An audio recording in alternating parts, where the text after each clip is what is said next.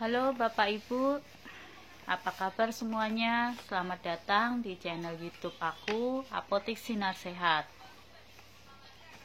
Hari ini saya akan membahas mengenai cara yang benar dalam menggunakan alat pengukur demam atau termometer.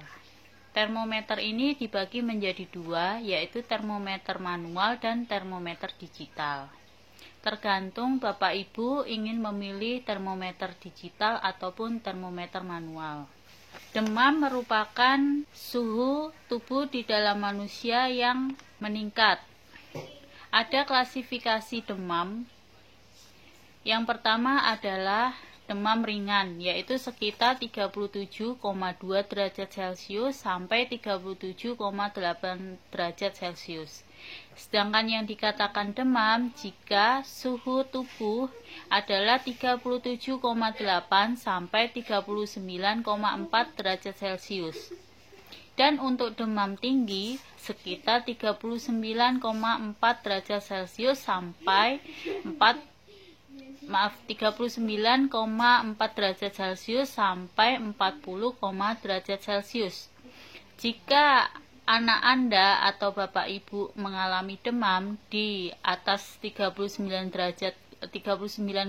derajat Celcius, maka Bapak Ibu segera pergi ke dokter. Kemudian kapan tubuh kita bisa mengalami demam?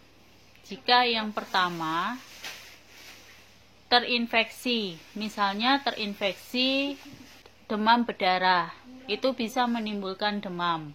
Kemudian infeksi tifoid, kemudian cacar air, kemudian hand foot dan mouth disease. Infeksi campak, rubella dan rosella juga dapat menyebabkan demam. Kemudian jika tenggorokan kita sakit, itu juga bisa menyebabkan suhu tubuh meningkat.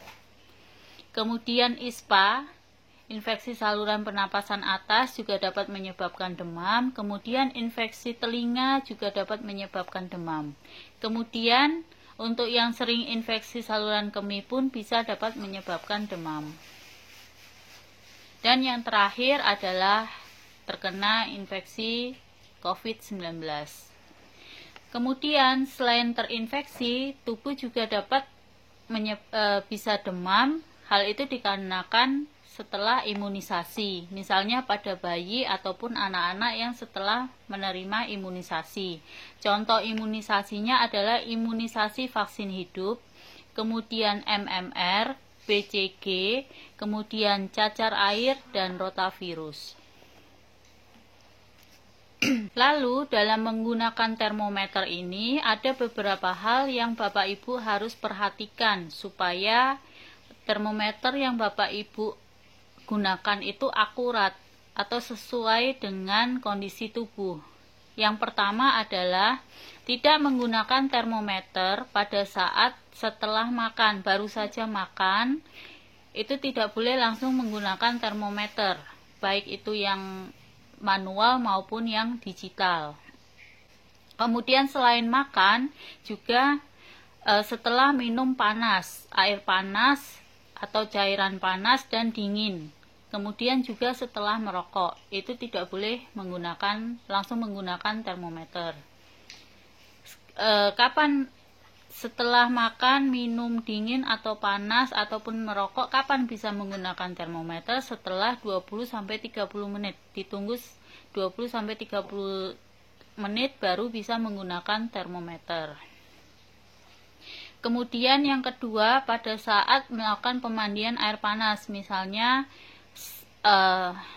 mandi air panas, setelah mandi air panas, ataupun pada saat setelah olahraga, suhu tubuh kan akan mengalami panas, itu bisa mempengaruhi ketidakakuratan pada termometer, sehingga perlu ditunggu 1 jam dulu baru bisa menggunakan termometer. Kemudian yang ketiga, jika Bapak Ibu menggunakan termometer yang di mulut, maka yang harus diperhatikan adalah gunakanlah termometer di bawah lidah, katupkan bibir erat-erat. supaya termometer itu bisa membaca dengan akurat. Kemudian yang keempat yang perlu Bapak Ibu perhatikan, sebelum dan sesudah menggunakan termometer, termometer tersebut harus segera dibersihkan. Bisa menggunakan sabun ataupun bisa menggunakan alkohol. Kemudian bagaimana cara penggunaan untuk termometer digital dan manual? Untuk termometer digital, yang untuk dahi dan telinga, itu bisa yang pertama yang perlu dilakukan adalah membersihkan dahulu menggunakan desinfektan. Kemudian setelah itu untuk termometernya langsung ditembakkan ke dahi, kemudian ditunggu sampai bunyi. Kemudian bisa dilihat berapa derajat Celcius. Kemudian untuk yang di telinga, bisa untuk termometer yang digital bisa langsung dimasukkan ke dalam telinga, kemudian diklik tombol on-nya, kemudian ditunggu termometer tersebut berbunyi. Kemudian dilihat suhu berapa derajat Celciusnya.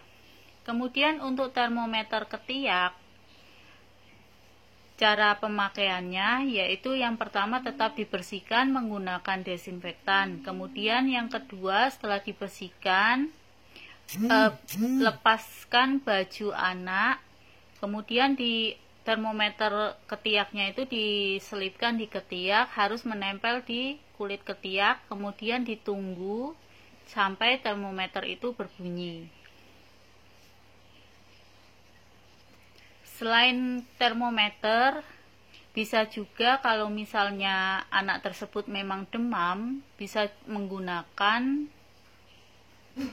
kompres demam untuk anak-anak yang bentuknya seperti plastik panjang, namanya baby fever ataupun cool fever. Itu dibagi menjadi dua, ada yang cool fever anak dan cool fever bayi. Bapak Ibu bisa pilih sesuai dengan kondisi anak yang lagi demam.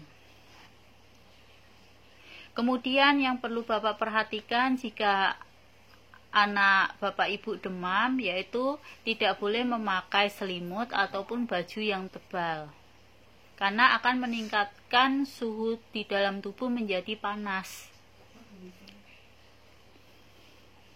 Dan jangan lupa minum obat penurun demam.